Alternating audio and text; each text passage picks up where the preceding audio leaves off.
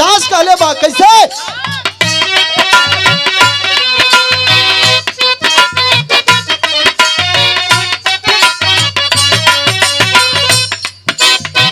अरे जन बिसरावा माँ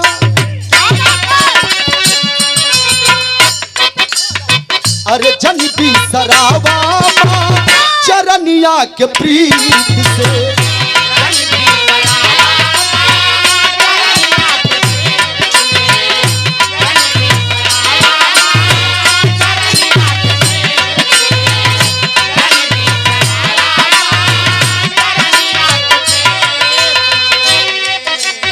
अरे लाल के गवावा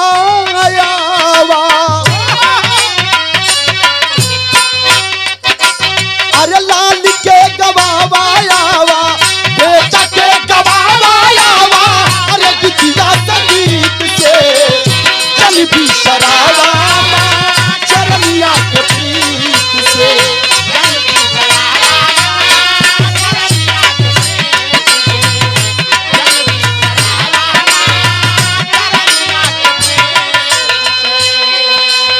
सुंदर माला और 1000 रुपए का पुरस्कार विशाल फर्नीचर के मलिकार महोदय हमारे बड़े भैया बलंदर भैया बहुत शानदार।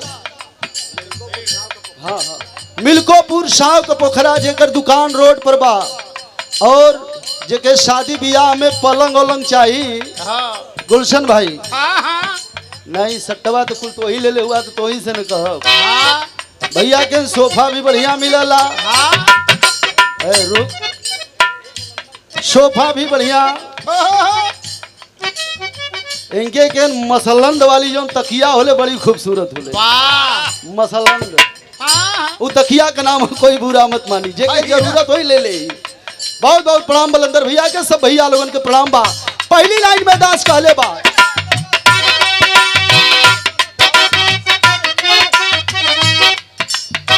अरे गवला से पहले माई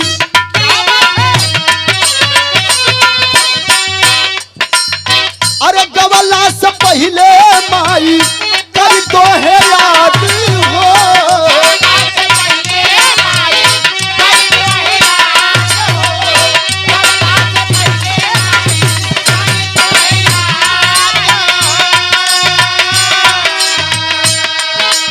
अरे देदा चरण राज ये फरियाद हो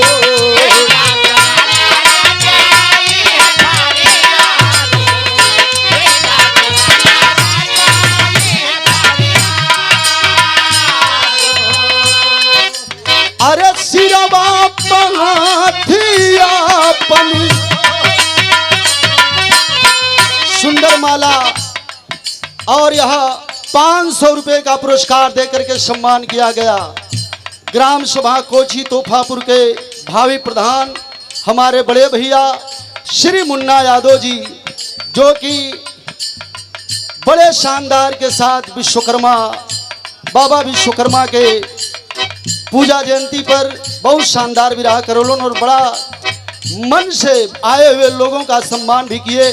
बहुत समाज सेवी हमारे बड़े भैया मुन्ना यादव जी भावी प्रधान ग्राम सभा कोची तोफापुर आपके तरफ से आपके श्री चरणों में प्रणाम। सब भैया लोगों के प्रणाम। अरे सिरवा पहाथियापन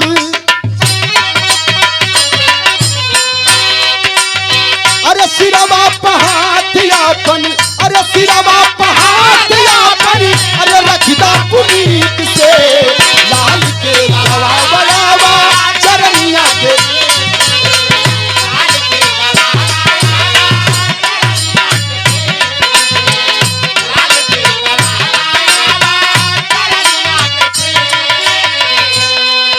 दूसरी लाइन में दास कहले बाए भक्त उपेंद्र लाल यादव जब इतना बड़ा बचपना हमार रहे मास्टर तब मन में एक सपना रहल।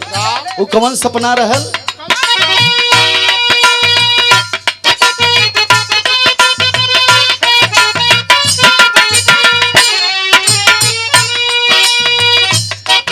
बचपन से लागल संगीत का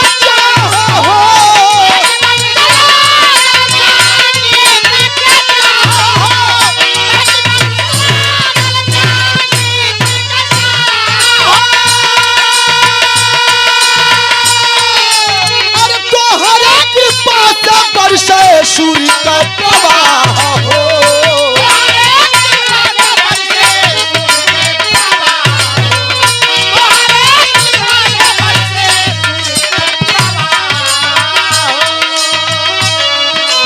अरे फहरे पताका हरदम,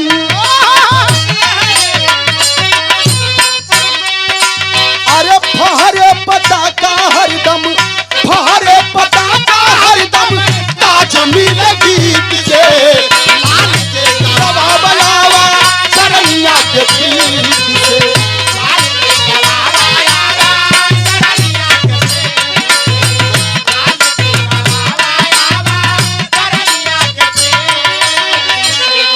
आखिरी लाइन में दास खानदान का परिचय दिले बा।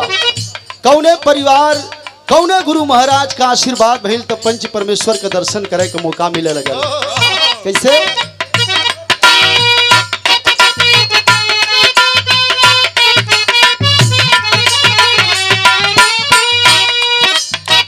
गुरुवर बिहारी पट्टू छब सुखनंदन,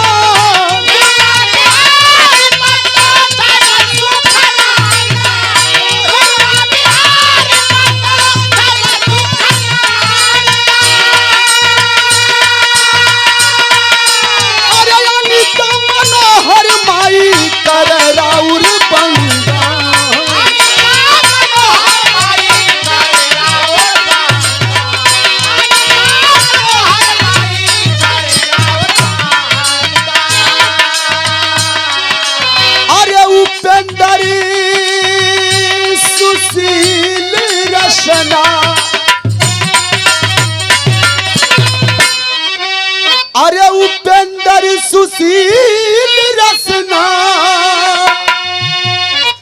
अमृत बरस रस से, अरे लाल के,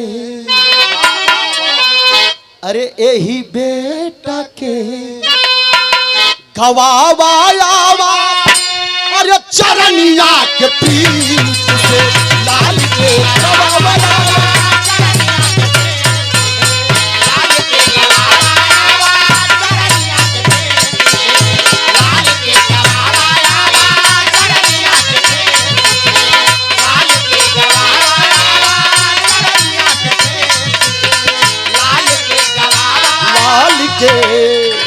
गवावा चरनिया के प्रीत से हो।